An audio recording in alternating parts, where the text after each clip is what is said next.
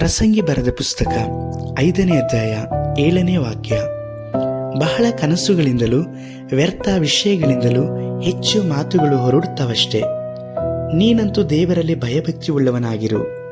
ಕರ್ತನಲ್ಲಿ ಪ್ರೀತಿಯ ದೇವಜನರೇ, ಇಂದು ನಾವು ಕಾಣುತ್ತಿರುವಂತಹ ವಾಸಿಸುವಂತಹ ಈ ಭೂಮಿ ಮೋಸಕರವಾದಂತಹ ಮಾರ್ಗದಲ್ಲಿ ನಡೆಯುತ್ತಾ ಇರುವಂಥದ್ದು ಮಾತ್ರವಲ್ಲದೆ ನಾಶನಕ್ಕೆ ಹತ್ತಿರವಾಗಿದೆ. ಇದು ಕರ್ತನ ಮಕ್ಕಳಾಗಿರುವಂಥ ನಮಗೆ ಮಾತ್ರವೇ ಅರಿತಿರುವಂತಹ ವಿಷಯ.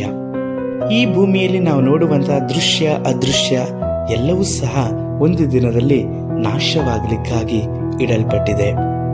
ಆದರೆ ನಾನು ನೀವು ದೇವರ ನಿತ್ಯತ್ವಕ್ಕಾಗಿ ಕರೆದಿರುವಂಥವರು. ಆದ್ದರಿಂದ ದೇವರಿಂದ ಆರಿಸಿಕೊಂಡಂತ ನಾವು ದೇವರಿಗಾಗಿ ಮಾಡಬಹುದಾದಂತಹ ಅನೇಕ ಕಾರ್ಯಗಳು ದೇವರು ನಮ್ಮ ಮೇಲೆ ಇಟ್ಟಿದ್ದಾರೆ. ಮೊದಲನೆಯದಾಗಿ ನಾವು ದೇವರಿಗಾಗಿ ಕನಸನ್ನು ಕಾಣುವಂಥವರಾಗಿರಬೇಕು. ಯೋಸೇಫನು ದೇವರು ಕೊಟ್ಟಂತ ಕನಸನ್ನು ಕಂಡಾಗ ಅದನ್ನು ನೆರವೇರಿಸಲಿಕ್ಕಾಗಿ ತನ್ನನ್ನು ಒಪ್ಪಿಸಿಕೊಟ್ಟದ್ದು ಮಾತ್ರವಲ್ಲದೆ ಅವನು ಭಯಭಕ್ತಿಯುಳ್ಳವನಾಗಿ ಜೀವಿಸಿದನು. ಯೋಸೇಫನಿಗೆ ಅನೇಕ ತಡೆಗಳು ಬಂದಿತು. ಅವನು ತನ್ನ ಕುಟುಂಬದವರಿಂದ ದೂರವಾದನು. ಮಾತ್ರವಲ್ಲದೆ ಮಾಡದೇ ಇರುವಂಥ ತಪ್ಪಿನ ನಿಮಿತ್ತವಾಗಿ ಸೆರೆಗೆ ಹೋದನು. ಅವನ ಆ ಕನಸನ್ನು ನಿರರ್ಥಕಪಡಿಸಲಿಕ್ಕಾಗಿ ಪೊಟಿಫೋರನ ಹೆಂಡತಿಯು ಅವನನ್ನು ಅನೇಕ ಬಾರಿ ಪಾಪಕ್ಕೆ ಒತ್ತಾಯಿಸಿದಳು. ದೇವರಿಗೆ ಭಯಪಡುವವನಾದಂಥ ಯೋಸೇಫನು ಅದನ್ನು ನಿರಾಕರಿಸಿ ಸೆರೆಮನೆ ಕಡೆಗೆ ಹೋದದ್ದನ್ನು ನಾವು ನೋಡುತ್ತೇವೆ.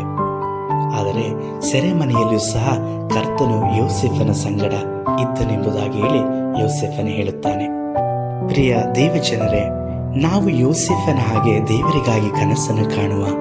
ಅಂದು ಯೋಸೇಫನಿಗೆ ತಡೆಯಾದದ್ದು ಕೆಲವೊಂದು ಮಾತ್ರ.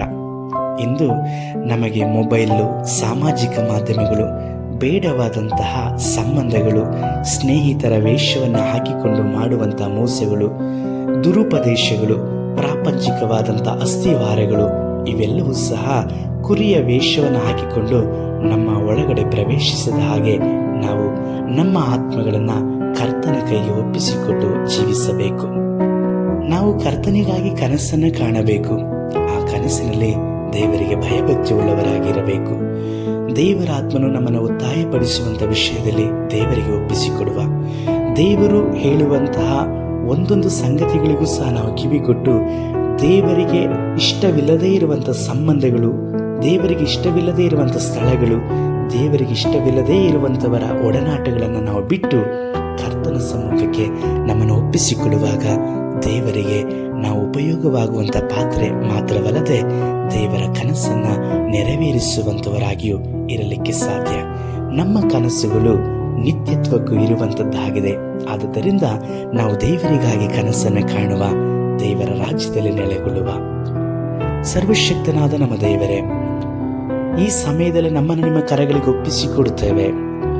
ನಾವು ಈವರೆಗೂ ಲೋಕದ ಕನಸುಗಳನ್ನು ಕಂಡದ್ದು ಸಾಕು.